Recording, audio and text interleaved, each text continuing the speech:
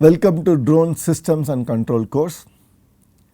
We are going to look at, in this particular lecture 7, we are going to look at sensors in drones. Particularly, we are going to look at the context sensors. So, sensors which going to help the drone to understand in what context it is flying. It is very useful for autonomy of the drone. In the previous lecture, we talked about sensors which is required for control and navigation, basically positioning sensor. We looked at inertial measurement sensor and altimeter. Here we are going to look at the sensor which is going to help us to understand the context in which the drone is going to fly. Right? We are going to look at the different type of sensors to understand the context, how sensors are contribute for drone navigation, control, and particularly autonomy, whereas when it detects an obstacle, how it can navigate, because obstacle can come on the path, right. If you are operating the drone in a cluttered environment, right, you really do not know where the obstacle is going to come.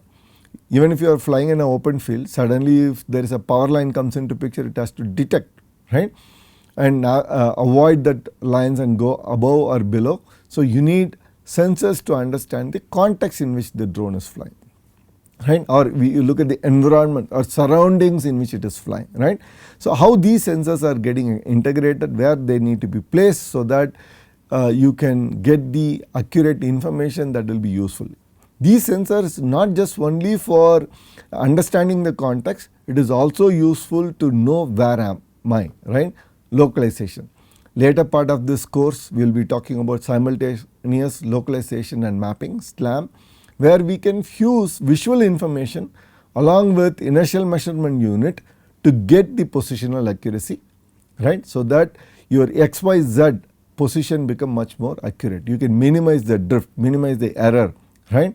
Whenever you do not have a GPS sensor, you can use external sensing to minimize the drift and get the positional accuracy too, right. First, let us look at LiDAR, 3D LiDAR.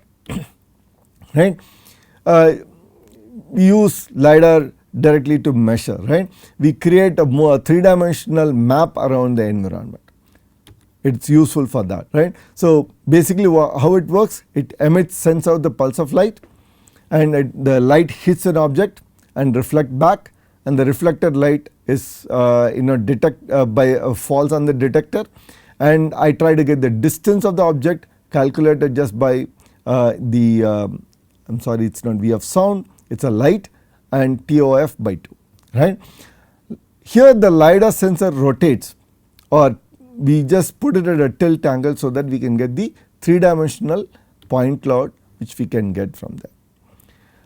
These sensors can go up to ranges of up to 100 meters or more. Some of the LiDARs can operate up to 200 meters depending on type of the LiDAR, and we also have three-dimensional. When we say how many scans per line is very important, and what is the angle between two lines, that defines how far away, how many lines falls on the objects to get the objects description clearly. What is the dimension of the object? So, how is the XY projection which falls on my plane of reference, which will be useful for path planning or navigation purposes. We need those informations. When we go for path planning, obstacle avoidance, I will discuss in more detail about it. So, this we use a 3D LiDAR to get the three-dimensional mapping around myself, right. When I say myself, around the drone here. They scan at high frequency, they can create a dense data in real time, right. So, what is the advantage? They are high accuracy, capable of generating a precise 3D map of the environment in which it is flying, long range. So, we are talking about 100 and 200 meters distance, I can create this, right. Robust, perform well in various lighting conditions, even it works well in fog and dust, right. It will be very useful for simultaneous localization and mapping when we are talking about autonomous navigation of the drone in complex environment, like a more cluttered environment where there are a lot of trees, poles, buildings are there where you wanted to navigate. LiDAR plays a very important role for identifying where it is, right, how far it is away from the obstacle, so that the path can be generated safely such that the drone can go from one point to another point safe and reliable manner, right. What is the limitation? Cost of these sensors are high, very expensive, right. Power consumption. See, very important, we are talking about autonomous drone. For navigational purpose, we are adding a sensors, autonomy purpose we are adding a sensors which will just make the drone to make a decision when this operating cluttered environment, where is an obstacle. If there is an obstacle, I have to avoid and navigate to my goal point, right.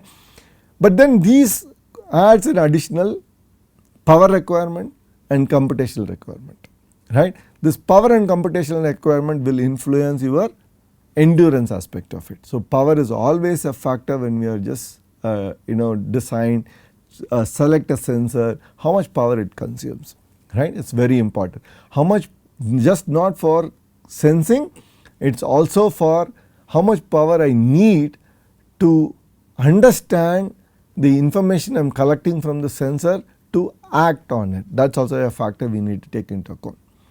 The third factor is size and weight, right. You want more data about the environment, the number of scans, line scans that you need to have will increase. If that increases, the size of the LiDAR will increase, the weight of the LiDAR will increase. That requires more power from the drone to navigate, right. The capacity of the drone will change. So, you have to take this factor also into picture, right. What are the external factors that we need to take into account when we are using LiDAR? If you are going to navigate in an area where the surface reflectivity is a factor that we need to take into picture. Okay. If you encounter transparent or highly reflective surfaces or dark surfaces, you will have a difficulty getting measurement accurately. For example, if you are trying to navigate inside a building where you have glass everywhere, right, then you have a problem, right. So, transparent glasses comes into picture or reflective surfaces, right, comes into picture, your measurement gets affected significantly, right. Where do we use LiDARs? We use for mapping and surveying. Suppose you wanted to understand the terrain, you can use a LiDAR and you can fly the drone and you can identify the terrain. For example, if you are a civil engineering student and if you want to do a survey, right, you can use a LiDAR mounted on the drone. It can just give you a survey of the region. It can just give you the elevation map very nicely, right. Accurate terrain mapping is possible. Using the terrain mapping, you can just create a 3D reconstruction of the region is possible. We use LiDAR for obstacle avoidance when we are talking about autonomy. We also use it for autonomous drone because when I say autonomy in perspective, the drone need to know where it is. Based on where it is, it has to decide how to reach the goal safe and reliable manner. For that purpose, we use LiDARs many times. And we also use it for environmental studies. If you are trying to do flood modeling, right, how the flood is, how the river, the direction of the river has been changed, right. We can also use it for health monitoring aspects of it, how much is being changed, change reduction, all that is possible because you can look at the terrain, how the terrain has changed from previous time to current time. You can use that information to perfect modeling of the environment. Best practice, mount location. See, the drone is going to pitch forward when you are looking at forward. So, if you are looking at obstacle avoidance, you need this sensor to be kept in a way that it can capture the front forward looking obstacles. So, you have to mount it in the forward direction if you are at an angle so that you can measure the obstacles much more accurately, right. You have to mount it in a way that vibration does not affect the measurements. So, that is also another factor you have to take into account. You have to make sure that there is a clear line of sight. Wherever this LiDAR is there, the propeller or frame does not come into picture. If they come into picture, then that particular region you will not be able to measure. So, the location of this sensor to be done in such a way that there is no obstructions for the LiDAR to see the environment more effectively. That is something which you need to take into account. Radar. Radar is also a sensor, right? We just send the radio waves to detect the presence, and we also estimate the distance of obstacle, the speed at which the obstacle is moving, or orientation also, right? It is very useful for low visibility conditions like a fog, smoke and darkness being present. You can use a radar. The only difficulty you will have is it will be very difficult to classify what type of object it is. Okay, we may be able to interpret based on the speed at which it is moving, but identifying or subclass becomes very, very difficult here, right. So, you emit a radio wave towards a target, you receive the reflected signals, that is the echo. Using that you can calculate the distance and you can calculate the speed, and you can using the Doppler shift you can just compute the velocity, the speed at which this obstacle is moving, right. What are the key features? It can penetrate fog, dust and smoke, right. It works day and night. It can be used for long range, right. Less resolution than the LiDAR or cameras, okay. Effective during rain or poor light conditions. These are the key features, right. So, what are the type of radars used typically in multi-rotor system or drones in say we use FMCW, frequency modulated continuous wave, right, common in automotives and as well as in drones. Sometimes we use pulse radar, it sends a discrete pulse, less common in small UAVs, they are used in a large class of UAVs, right. Sometimes we use millimeter wave radar, often it is used in multi-rotor system for height measurements because of its compact size, and they operates in typically 24 GHz and 75 GHz bands, which we use for altitude measurements, right. So, usually mount sometimes we mount in forward looking, sometimes we mount in horizontal, depends on what is the purpose. If you are using radar as an altimeter, we can just mount vertically down. If you are using radar for obstacle avoidance, it will be kept forward looking, right. It is a collision avoidance, you can just do it. It is especially useful for in a bad weather, right? Or even if you want to detect a small objects, radar is very useful, right. It can also be used for ground mapping, for large scale navigation. You can also use for monitoring, speed monitoring, right. You can also use for moving objects, very fast moving objects, right. What is the advantage? It is robust in operating conditions, right. It is very robust, challenging weathers like cloudy, smoky or foggy, it will be really useful, right. Works both day and night, can detect both static and moving objects. It can give you the velocity at which it is moving the object. See, when moment I get the velocity information, I have an additional advantage. I can predict what will be the future trajectory of these obstacles, right. If I can predict the future trajectory of these obstacles, I can plan my motion in such a way I can avoid the collision, and I can also minimize the deviation from my original trajectory, right. So, what we call predictive motion planning, if you are looking at predictive motion planning for your collision avoidance purposes, then you can use radar, because radar not only detect the distance, it will also give you the velocity at which these vehicles are going to move. What are the limitations? Low resolutions, then optical sensors, right, low spatial resolutions. You need to filter them to avoid ground echoes, right. Size, cost and power is still a concern for small multi-rotor systems, okay. Then comes most commonly used sensor is your visual cameras. So, visual sensors captures the image of the environment, right. Moment you know the image of the environment, you can understand the context in which it is flying, right. You can understand the semantics, because when we are asking anybody to navigate, we really need the semantics, right. So, we can just understand this context in which it is flying. Using the context, you can just navigate very effectively. For example, you can do mapping, you can look at the obstacle detection, you can also useful for inspection of this, structural inspection, structural integrity of the building or pipes or tunnels, right. You can do all that. Different types of cameras are used for different missions. You need to understand what is the purpose in which you are using the camera. You are using it for autonomy or using it for external sensing, right. So usually RGB cameras are used, standard, they capture the red, green and blue channels to create a color image. Using the color image you can interpret the context in which it is flying, right. You can use it for aerial photography, videography. We can also use the sense data for locating where am I, right, that is what we call simultaneous location and mapping. We can also use for object detection, tracking, right. If you want to deliver, let us say in a natural disaster kind of a situation where you are using the drone to deliver essentials to a specific location, you want to detect where the survivors are and you have to drop a specific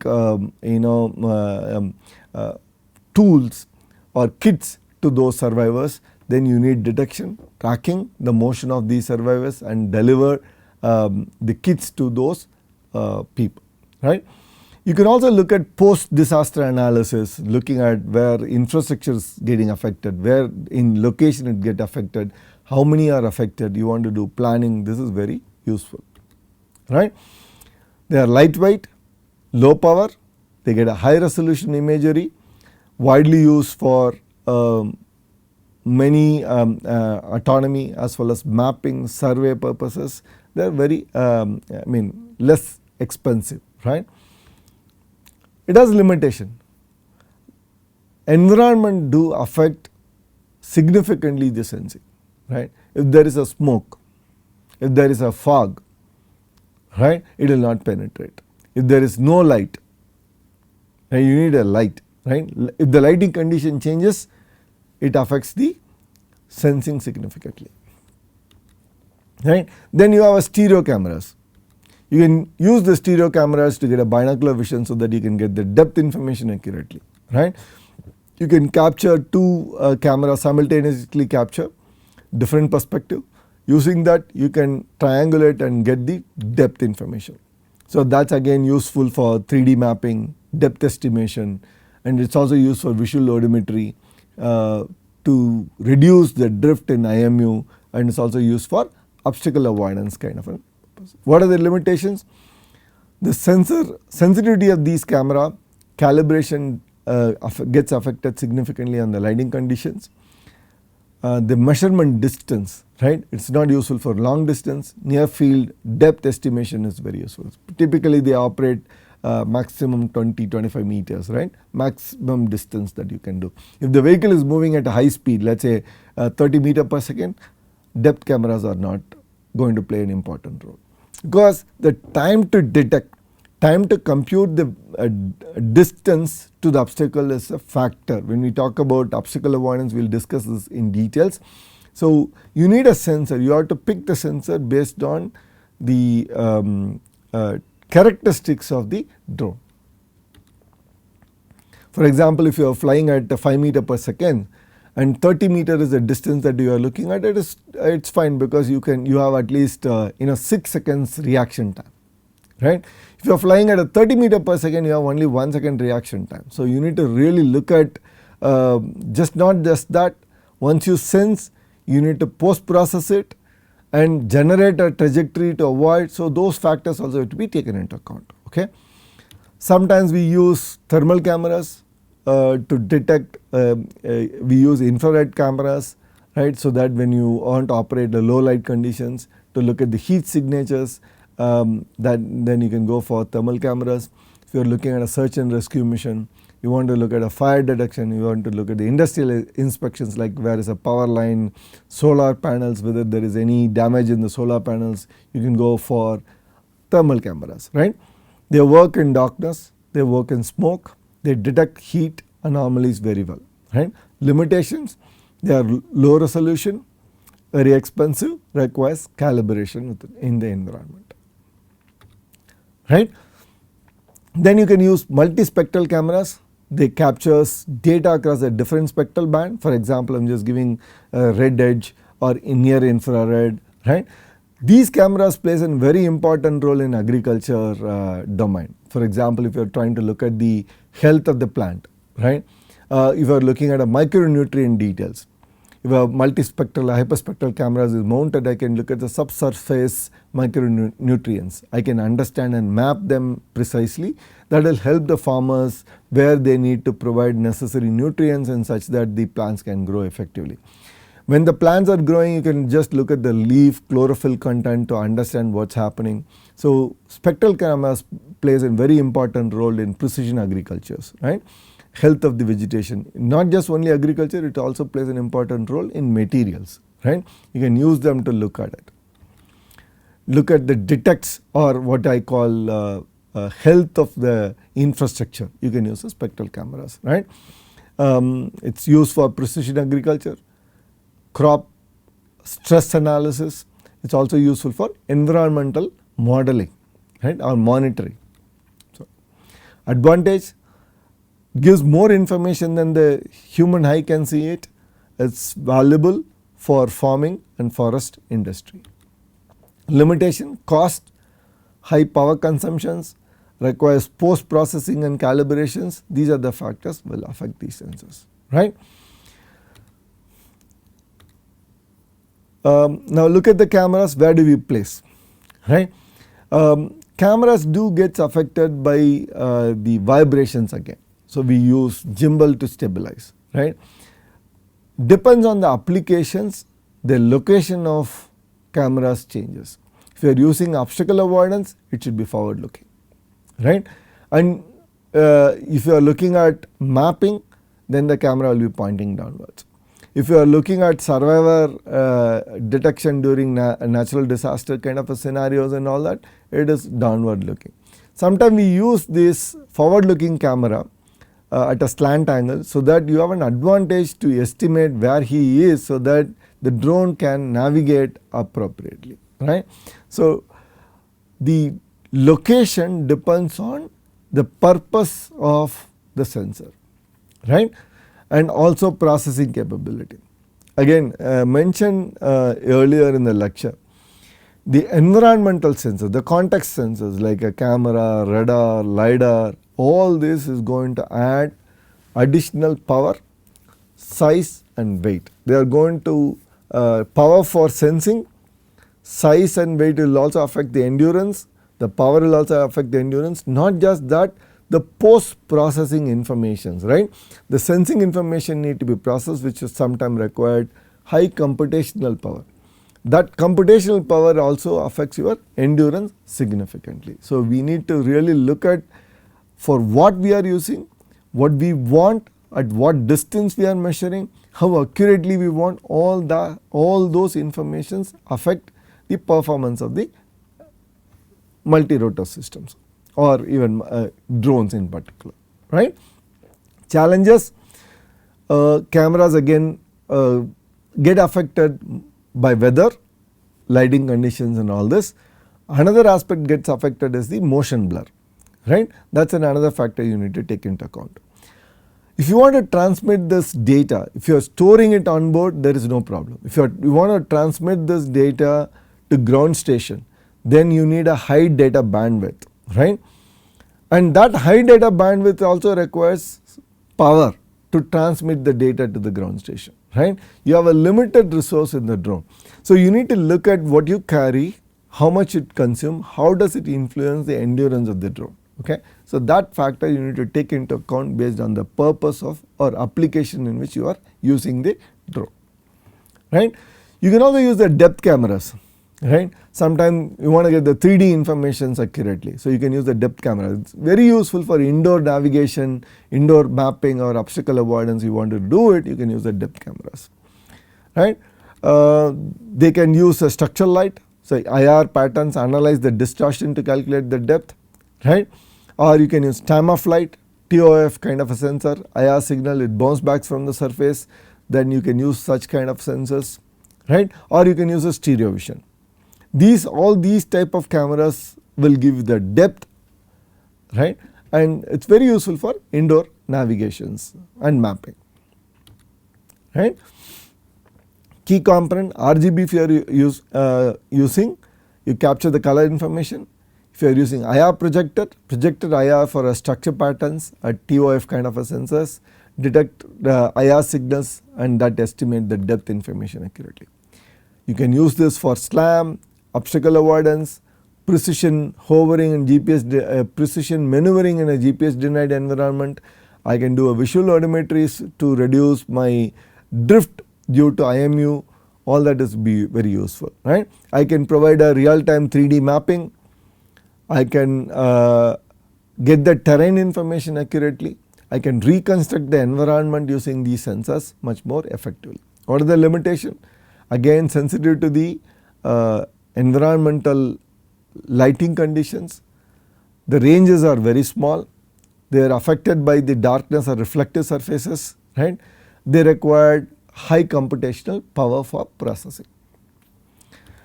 When you look at the integration, you have to process physically, logically connecting multiple sensors, right, on using onboard systems, right.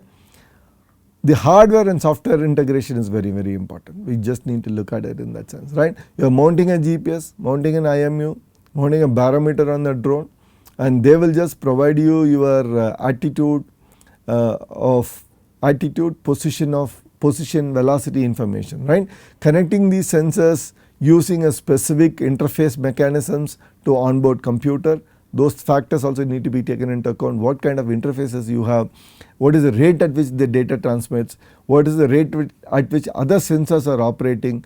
See, the sampling rate is an important factor, right. You need to take that into account. Otherwise the measurement time, what you measure, drone is moving at a specific speed, right. If you are looking at a camera of a 30 FPS and drone is flying at a 30 meter per second, every frame captures context in which the drone was present at 1 meter, right. So you have to understand the sampling rate and processing informations, delay, all that factors is very important, because by the time you process the information, the next frame talks about 1 meter away when the drone is present, right. So you need to look at the sampling and the interfaces. This is all very, very important when you are looking at a sensor integration, timestamp, how the data is received, how we can synchronize these sensor informations with respect to the time. It's all a factor, right, when you are doing this, and also when you are trying to combine them to get an accurate estimation like a position velocity, we need to combine the data with respect to the timestamp, right. So algorithm, that delay and all that is a focus we need to look at, how we fuse this information to get the smooth position estimate, how we can filter the noise and reduce the drift, how the estimator is going to work, what is the algorithm computational complexity, all the factors need to be taken into account, right. So essentially the accuracy, reliability and resilience of state estimation is very important for your control and navigation purpose when we are talking about sensor fusion, right. And in fact this dictated by the computational capacity of the drone, right, onboard computer, that is also an important factor, right. How much processing capability that you have on board, right, that is very, very important. That determines how much data that you can fuse, how much information that you can process on board to make decisions when you are doing missions, right. So onboard computers, again it depends on CPU or GPU, what you carry, whether you can handle such a high resolution data, process it in real time or near real time to give the information so that we can estimate the positions accurately or estimate the obstacle information accurately or estimate the target locations for which the mission has been compressed. It all determined by the processing capability, right. Again you need to choose the onboard processor based on type of sensors that you are going to use. External sensor or what we call context sensors plays an important role. Whereas if you look at the control sensors where GPS, IMU, altimeters are mandatory for your stabilization, trajectory tracking and navigation purposes. Context autonomy comes in, then you need to decide type of sensor that you are going to use, type of interfaces that each sensor needs to the particular computer, and amount of computation required, computational load required to process the information to determine specific data or target location or target characteristics that you want to fuse with respect to other sensors to act on the environment, then that is also a factor you need to take into account, right. For example, I am just saying if I use a Jetson and NVIDIA Jetson, right, I am trying to do 3D LiDAR, stereo camera, all that I am trying to process. If I am looking at Raspberry Pi, maybe I can do an obstacle target detection part of it, right, or I can use that for just simple radar processing to get my position velocity from the radar. So application plays an important role, and what we are trying to fuse, for what purpose this context sensors has been used, and that determine the nature of the onboard computer that is one need, right. If you are using surveying purpose, you need a high resolution, then you may need a different computing capability. You do not need to do onboard processing, but you need onboard storage capability. So application that determines the type of onboard compute power that we need on the system. In a nutshell, if you want to summarize for a different application, what are the primary sensors that we need, what is the purpose and use case, if you wanted to just list out, if I am talking about navigation and waypoint, I need a GPS and IMU, I can do a position hold, I can do the trajectory following, I can do the heading corrections, all that is possible. If I am talking about altitude hold, precise altitude positioning, then I need additional sensors like a barometer, ultrasonic, LiDAR or radar also we can use to get the stable hover at a specific height I want to stay put, then I need these sensors whether you are doing indoor and outdoor, right. For obstacle avoidance, you may need a 3D LiDAR, you may need a camera, or you can use ultrasonic or LiDAR. To get the single point LiDAR is also fine. Sometimes you wanted to avoid the roof. If you are flying indoor, you do not want your drone to go higher and hit the roof, then a single point LiDAR will be good enough for you to get the height control properly, right. So you need to determine the purpose, based on that you need to choose the sensor. If we are talking about indoor navigation where GPS is not present, either you need a 3D LiDAR or camera, or you need an optical float to measure your XYZ velocity in XYZ plane, right, or you need additional high accuracy IMU so that the drift can be minimized, right, or I can use an algorithm like simultaneous localization or vision based odometry whenever there is a GPS is not present. Autonomous landing, then I need a height sensor so that I can land accurately. When you talk about autonomous landing, the very important factor is not just only the height, the surface has to be flat, right, where you are landing. Determining the flat surface is also a factor that you need to take into account when you are talking about landing purposes. Search and rescue mission, you can go with thermal RGB cameras. Surveillance and mapping, that if you are talking about, you can use LiDAR, RGB cameras again for aerial photography or mapping, 3D reconstruction purposes. Precision agriculture, then you need a multispectral or hyperspectral camera integrated with the GNS, because you need a mapping of that particular information so that it is useful for the farmer. So that is needed.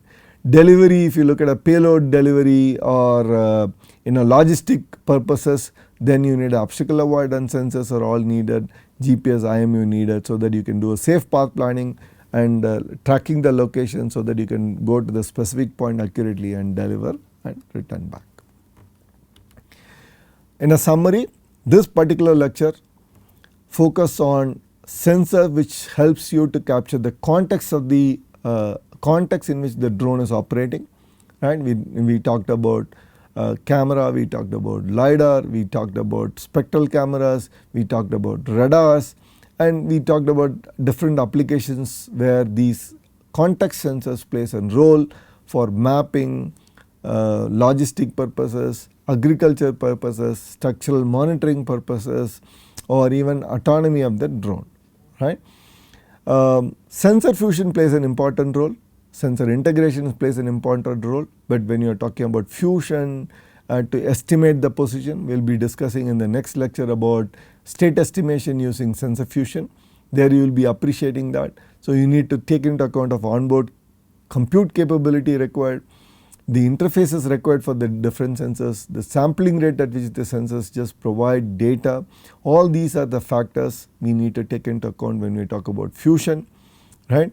And when we are talking about application specific, see there are, if I want to classify this, there are sensors like IMU, altimeter, right, GPS. If you are operating outdoor, these are mandatory for you to get your position, attitude estimation, so that you can just get the stability of the drone and navigate from one point to another point. Moment you add in factors like mapping, purpose, the mission of the drone, based on the mission of the drone you need a context based sensors, and those context based sensors add additional complexity, size, power requirement, all this we need to take into account so that we can achieve a specific goal. Thank you. I am giving you a small reading assignment. Please read through this small unmanned aircraft book. Look at the PX4 guide on sensor calibration. UAV sensor fusion tutorials are there, which talks about how the PX4 operates and how it interfaces with ROS. PX4 autopilot support is available in UAV toolbox and MathWorks, which also plays an important role. When we design a controller, once we look at the sensors, sensor fusion, control development, we can convert the controller what we have built in a simulation environment directly to the hardware.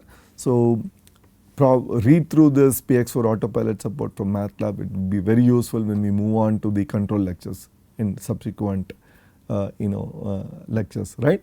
So please read all these and come to the next class. Thank you so much.